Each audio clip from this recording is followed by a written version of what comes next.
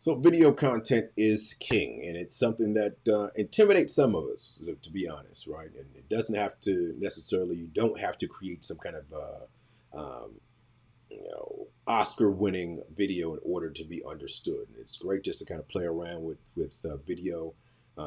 Your learners are going to have tons of experience in this area, whether it's TikTok, whether it's Reels on Instagram, whether it's they're shooting films with their phones or whatever. They're going to have experience with this hustle. That being the case, you do not need to be the king or queen of this space in order to utilize video in your space.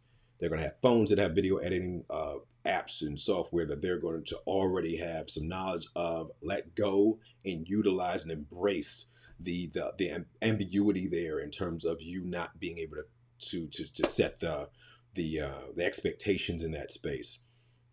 The thing about discussions that makes it super powerful is it gives you the ability to allow your learners to be the engine of the classroom. I've said that before. I'm going to continue to say it. It's not modules in terms of students working at their own pace. It's students being able to work together authentically and to present the things that they have created for public criticism.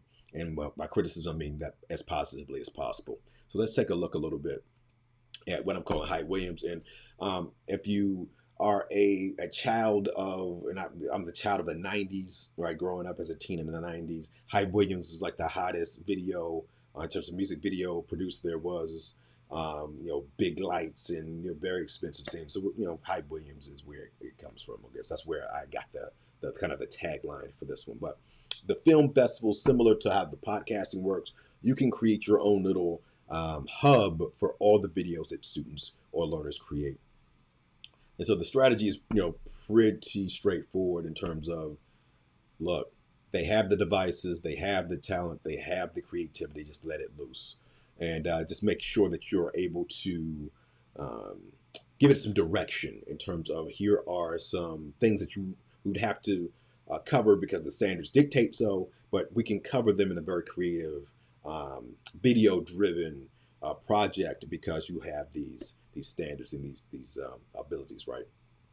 And so this is just a basic thing of book review. Have your learners either read a article, a book, a movie, whatever. And if you remember, if you're my age or younger, a little bit or older, a little bit, you're going to remember Reading Rainbow had at the end of the program, the students that came and started, here's this book that I like. And they kind of, give you this kind of preview without spoiling the book for you. So that's a great activity for learners to be engaged in. All right, so how do we utilize this? Before we start looking at external tools, let's look at the tools that are already here. So if I hit that reply button at the bottom, if I'm a learner again, I can click that and that record button is going to be there. All right, I'm not allowing it to access my webcam, but that record button, they can record directly from their Chromebook directly into Canvas. So that's a really quick and dirty way to do it. If we want to be a little bit more expansive, a little bit more edgy, there are a number of tools online. You probably know 5 or 6 tools off the top of your head. They're going to allow you to do video editing. Your students are going to have their phones, which their phone is probably the #1 most powerful tool in terms of not only video but photography as well, and be able to capture the world around them and storytell around it. But Flipgrid, if you're not a Flipgrid user, I used to pay $60 a year for Flipgrid, and then Microsoft went and bought it, and now it's free $99, right? So wonderful. You can come into Flipgrid, hit the camera. That's going to open up for me. Hi. Oh. Hi, Mom. All right. Cool. You can add a backdrop here. So if you wanted to add a backdrop, super cool, great. All right, you're gonna add effects to it. You're gonna add a whiteboard and stickers and GIFs and a frame behind it and stuff. So I'm gonna add a Happy New Year frame around it. That's cool. I can move myself. So I'm at the bottom left, bottom right, or yep, back to the center. Wonderful, fine, dandy. I can add text here.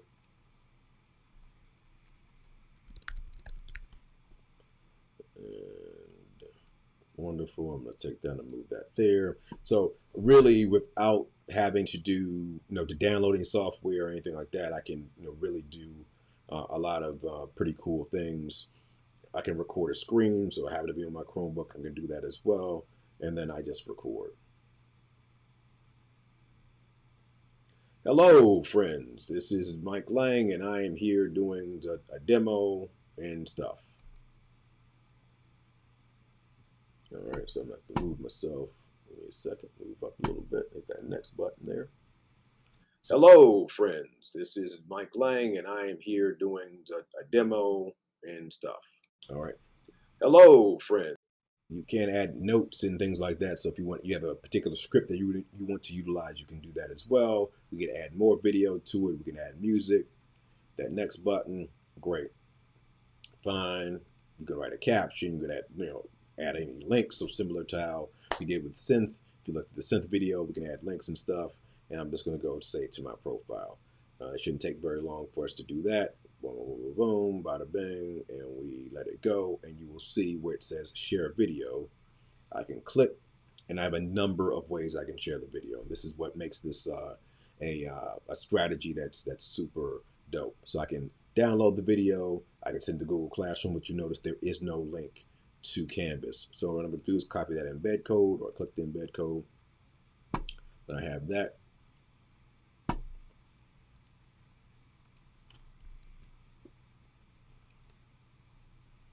And suddenly my video is right there inside my deal, and I post reply.